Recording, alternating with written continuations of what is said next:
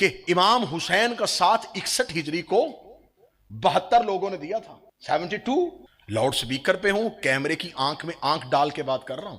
جنہوں نے حسین کا ساتھ دیا, ہم تمہیں ان کے نام بتاتے ہیں, ان کے قبیلے بتاتے ہیں, ان کی ولدیتیں بتاتے ہیں, ان کے حلیے بتاتے ہیں, ان کے شجرے بتاتے ہیں. یہ کام ہم کرتے ہیں کہ جنہوں نے حسین کا ساتھ دیا وہ کون تھے. ایک کام آپ کریں, جنہوں نے یزید کی بیعت کی وہ کون تھے. یزید خلیفہ کب بنا تھا؟ 61 ہجری میں. رسول دنیا سے کب گئے تھے؟ 11 ہجری میں.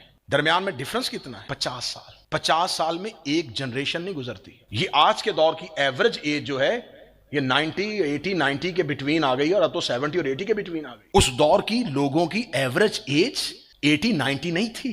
100 ابو لوگ معمول تھا, نارمل تھا. اس کا مطلب ہے کہ مولا رسول اللہ کو دنیا سے اور یزید کے درمیان 50 سال ہے, 50 ایئرز. ایک جنریشن نہیں گزری. اس کا مطلب ہے کہ جو رسول اللہ کے دور میں بچہ تھا, یزید کے دور میں جوان تھا. جو رسول اللہ کے دور میں جوان تھا, یزید کے دور میں بوڑھا ہو گیا. یعنی کہ ابھی وہ جنریشن زندہ تھی جنہوں نے رسول کو اپنی آنکھوں سے دیکھا تھا. اور جس نے رسول کو آنکھوں سے دیکھا ہو اسے صحابی کہتے ہیں. جس نے نبی کی صحبت میں زندگی گزاری ہو اسے صحابی کہتے ہیں. یزید کی بیعت صرف شام کے لوگوں نے نہیں کی تھی, دنیا کے تیسرے حصے میں اس کے گورنرز نے اس کی بیعت لے لی تھی. اس کا مطلب ہے کہ اس دور کے جو کروڑوں لوگوں نے یزید کی بیعت کی, اس میں وہ لوگ موجود تھے جنہوں نے نبی کو اپنی آنکھوں سے دیکھا تھا. تو اس کا مطلب ہے کہ قتل حسین میں وہ لوگ شریک تھے جنہوں نے نبی کو آنکھوں سے دیکھا تھا, اور جنہوں نے نبی کو آنکھوں سے دیکھا اسے صحابہ کہتے ہیں. اب میری قوم کے کسی بچے پہ اعتراض کر کے یہ سوال نہ کرنا کہ حسین کو قتل کس نے کیا ہے. قاتلان